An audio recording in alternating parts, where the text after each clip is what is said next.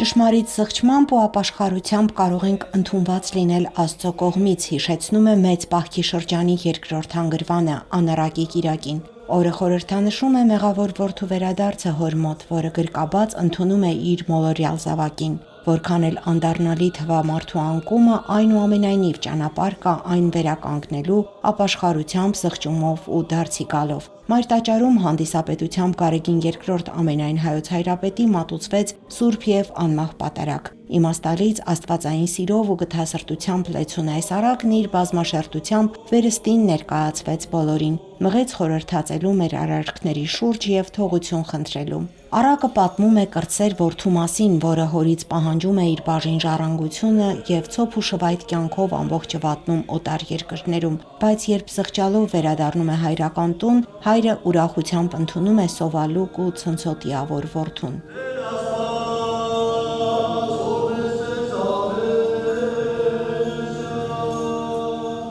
Հայրը հեռվից տեսնելով ինքը մոտեցավ իր զավակին եւ այդ ժամանակ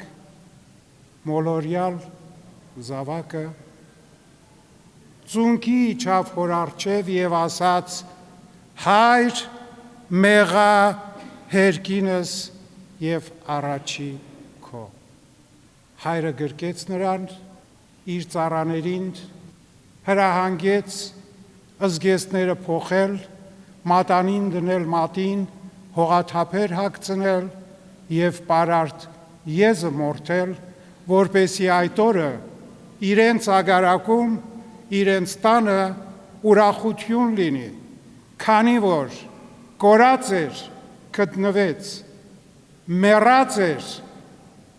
հարյավ։ Նաթան arczepiskopos Հովհաննիսյանն իր քարոզն ամփոփեց հետևյալ խոսքերով. Աստվածային սիրուց առավել ոչինչ չկա այս աշխարհում։ Կշտությունները, պատերազմները, հալածանքն ու անարդարությունը աստվածային սիրո պակասից են։ Գուցե մոլորյալ որդին իր կյանքում չի ունեցել մի օրինակ, որ դասեր քաղեր այդ իմաստությունից, իսկ Տերը մեզ բազմաթիվ օրինակներով է ցույց տալիս անվարան քայլելու ճանապարհը։